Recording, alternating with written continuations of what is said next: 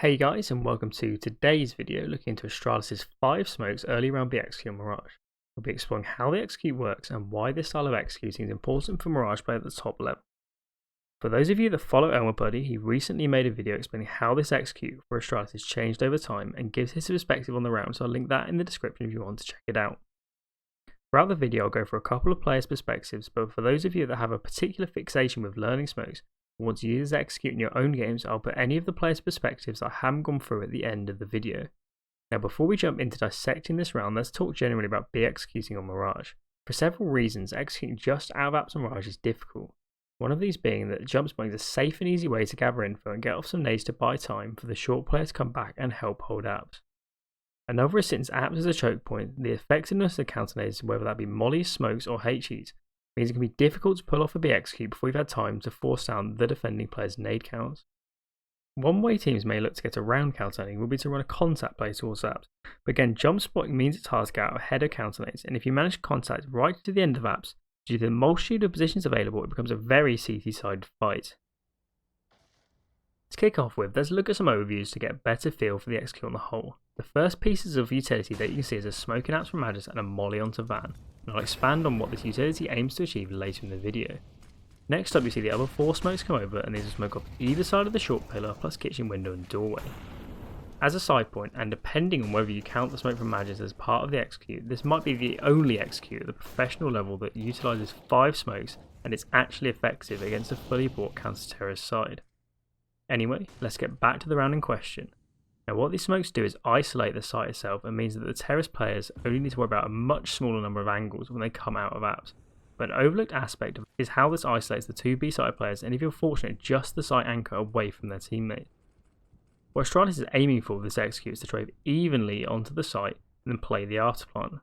With even numbers, Mirage's B-site is terrorist favoured in an afterplant situation, and especially with this execute where Astralis have the option for mid look, if you have the ability to cut off rotate through mid, then the retake becomes extremely terrorist-sided. Now that we have a rough idea of how this execute is going to work, let's have a look at the individual's perspectives and go into some more depth. The person we're going to begin with is Magus, and it's what he does that defines this execute and is what we're going to focus on the most. First of all, Magus throws a smoke that lands between the app's windows and mollies out back. Pausing here, let's have a think about what these 2 pieces of utility actually achieve. The smoke that Magus throws here is very common at the top level and does several things for the terrorists that are not immediately obvious. The first of these is that there's a one-way on the left side of the smoke that lets the terrorist player look through jail window towards the left side of the site. Nowadays players have learned to respect this, and historically Flusher is a player that comes to mind for how he would aggressively lurk apps and abuse this angle. Regardless, this won't be important for how Astralis' execute plays out. Let's think about how the smoke plus the molly onto Van will affect what the CTs are going to be playing. First thing this does is prevent all force back a jump spotting player, which denies the CT's info on how many players are actually in apps. The other thing that the smoke and molly work well against when done early as Magus does here is scare off an AWPer from playing on the platform early and working himself into a deeper angle, which can be difficult to deal with. The molly onto Van also means that Magus can run round the right side of the smoke and check some close spots, since there are only a couple of positions the CTs can be in. If you watch ElmerBuddy's videos I mentioned earlier, you'll see that Magus used to aggress around the right side of the smoke in earlier versions of this exact execute. The big bonuses of the smoke and molly in this execute though is how they deny the CT's information and make an execute should it come in much harder to counternade, which is something we're going to talk about a little more in the moment. A side point to consider is how important it is for Magus to show these nades several times a half, and this is because if he only did so during this execute, then the CTs would start rotating in early or getting off fast flanks, and because of some of the reasons we talked about previously, there are indeed plenty of other reasons you may want to throw this nade combo early regardless. Now that we have all the nades set up ready to execute, Magus flashes himself and jumps straight out of window as the other flashes come over. Notice that as Magus jumps out, he's facing the left, which means he's anti-flash as the flashes go off behind him. Pausing again, notice how far ahead of his teammate Magus is here, and if you watch my video on trading you might think this is a mistake, but I can assure you this move is intentional and is the most important component of this execute. First of all, the smoke means that Magus can get all the way up to the window without the CTs knowing, and next as the flashes come over, Magus jumps out of the window with them, and notice that the smokes haven't even bloomed yet. I like to describe this type of committal before the smokes as an explosive execute, and the idea behind doing this is that Magus gets out of the window before the CTs have time to react and get off counter nades, and if Astralis gets lucky then Magus might even catch a player with his nades out and get a free kill. What Magis is also doing is dragging the attention of the CTs away from maps, which gives his teammates coming in behind plenty of room to work with and makes the trade kills easier to find. Now watching Magis pathing as he comes out, watch him run as fast as possible to make space and peek out the CT players whilst they still may be flashed with their nades out. Anyway, let's take a breather and consider we just spent several minutes talking for about 10 seconds of gameplay. And the reason I chose to do so is because the use of the smoke and the molly into getting close window and jumping out and flashes is the most important part of this execute, and is a very clever way around all of the problems we talked about earlier in the video, with how easy apps is counter-nade and how CG-sided the angles at the end of apps are.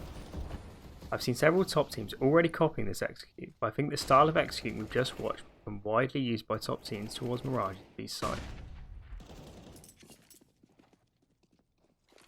Next up, we're going to be watching from the perspective of Zipniks. First off, we can see the Zip is throwing the kitchen window smoke and then flashes over twice as fast as possible, with the flashes going off behind Magis as we talked about earlier. Next up, Zip will be jumping out of the window and comes out came for the push through of the arch smokes from the short player before wrapping the back of the site. What we just saw Zip doing when entering the site is a great illustration of Magis making space for his teammates. Zipniks knows the left side of the site is open, meaning he was free to push this area and clear out the back of the site, which have been to the strongest position on the bomb site for the CT. Astralis also planned to get the bomb down long before the smokes faded, but Math managed to delay long enough for them to fade, and from there the round became very difficult to turn around. Finally, for the terrorists, we'll go on board with Device and see that he lines up the left side arch smoke from back here. Something interesting to note is that because Device is throwing the smoke from this position, is that he has options for where to go during the execute. Although Device had the option to lurk mid, in this round he decides to go late apps, potentially because he had a UMP. Had Device been AWPing though, I'm fairly sure he would have lurked mid and tried to cut off the rotates. Also in that situation, the bomb would likely be planted for him on shore, which would be a strong after plant situation. Dead as we said, Device is going to come late apps, and by now he knows from his teammates that Naf is bench. As you can see, Device will molly him out, but goes down as Naf swings early from being in the flames.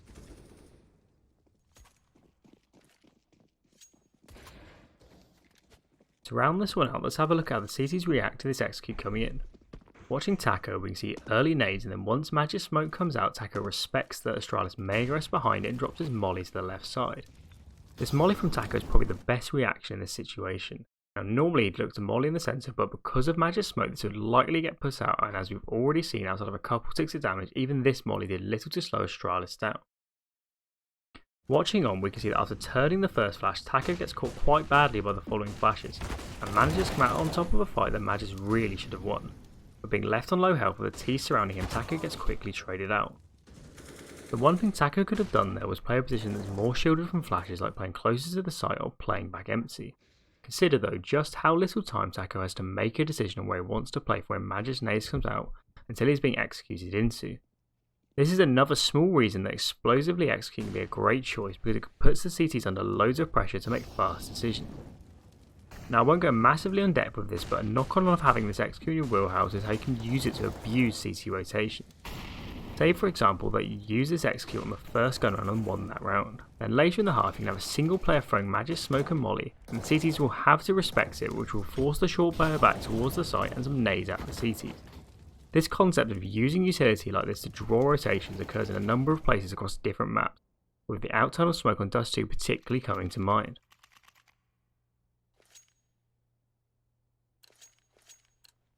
Final perspective we're going to watch is of Naf, who's certainly the hero for Liquid this round despite being in a poor situation early on.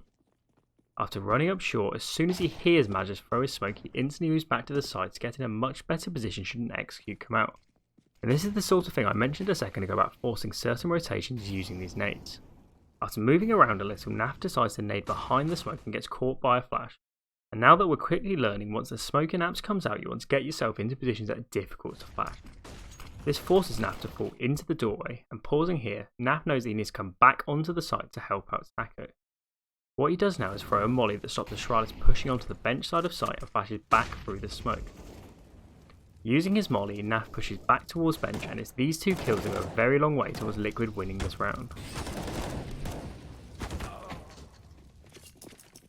Anyway guys, that's all for this video, and in the background now I have the smoke lineups from Glaive and Dupree playing in case you wanted to see them. At the moment I feel like I've said execute enough times for a lifetime, but hopefully you guys enjoyed the video regardless. Thanks to everyone for watching, and I'll catch you guys in the next one.